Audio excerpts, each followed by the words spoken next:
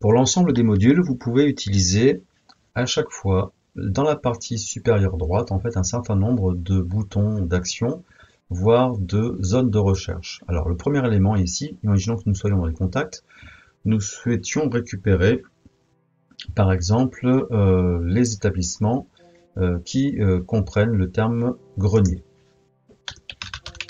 Vous utilisez ici donc le mot-clé de grenier, et il vous dit ici, eh bien, dans quelle rubrique vous souhaitez rechercher. Donc, je recherche dans le nom.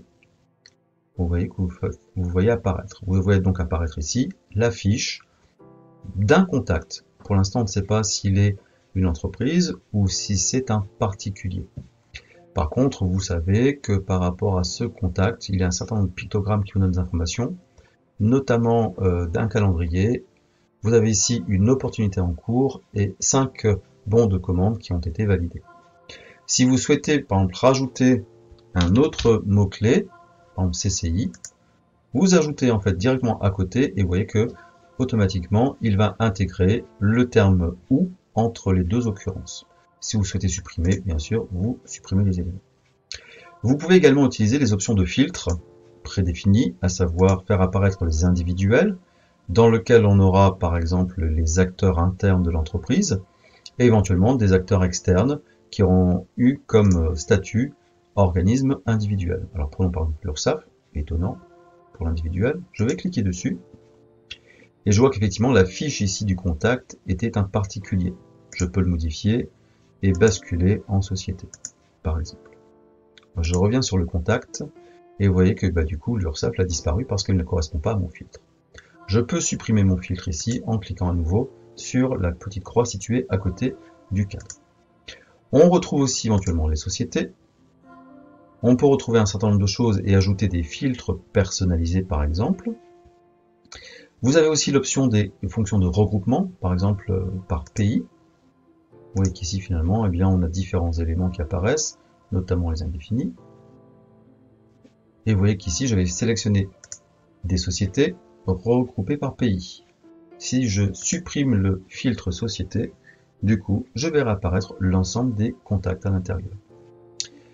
Vous pouvez ajouter également des groupes personnalisés.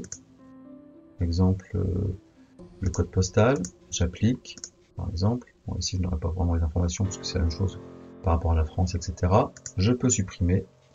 Vous avez également aussi le bouton favori qui permet d'enregistrer la recherche actuelle. Par exemple, on va reprendre les sociétés. Je peux enregistrer la recherche actuelle et l'utiliser par défaut et voir la partager avec tous les utilisateurs. Je fais donc sauver. Vous voyez qu'en fait ça apparaît ici. Et vous avez aussi dans ce cas ce menu importer des enregistrements pour récupérer des données à partir d'un fichier Excel. Sur la partie droite, vous récupérez le nombre d'enregistrements qui correspondent au filtre actuellement actif. Je vais décocher ici, et j'en avais 4 en tant que sur le filtre principal. Maintenant, j'ai 10 contacts. Vous avez ensuite ici, eh bien, d'une part, le mode Kanban, donc l'affichage en mode étiquette. Vous avez éventuellement la possibilité de faire apparaître en mode liste, et en fonction du mode que vous appliquez, vous avez la possibilité d'en exporter les données sous un fichier Excel. La partie suivante, ici, permet de situer les contacts en fait au niveau mondial. Alors sachant que vous en plus avez la possibilité d'aller dans un Google Maps. Alors c'est vrai que ça c'est très intéressant si vous avez par exemple des contacts de véritables entreprises, elles pourraient très bien être situées partout dans le monde. En cliquant ici, vous retrouvez donc les contacts avec des activités éventuellement planifiées. Voilà. On retrouve la même chose au niveau par exemple des ventes, où vous pouvez très bien choisir des articles en affichage en mode liste par exemple, voilà, mais on peut les regrouper par catégorie d'articles ou par type d'article qui soit consommable service ou stockable en fonction des éléments. Idem, vous retrouvez aussi les favoris, en l'occurrence, donc ici notamment pour importer les enregistrements. Alors ces éléments-là, je continue sur un autre module achat, vous retrouvez exactement la même chose, parfois avec des tableaux de bord intégrés. Et c'est vrai que cet élément-là fait partie on pourrait dire, de la force aussi de Odoo dans la manière où il permet de présenter de manière très rapide des informations synthétiques. Alors, je reviens au niveau des ventes, puisque c'était l'occasion aussi de voir un petit élément. Au niveau des ventes, puisque nous avons des devis, des commandes, etc., vous avez des éléments complémentaires, notamment le calendrier, et puis ce que l'on appelle les tableaux croisés dynamiques, ainsi que des graphiques. Alors, en cliquant sur les tableaux croisés dynamiques, par défaut, il nous prépare, donc il nous propose ici une mesure totale, à savoir en mars, nous avons les éléments globaux des devis réalisés.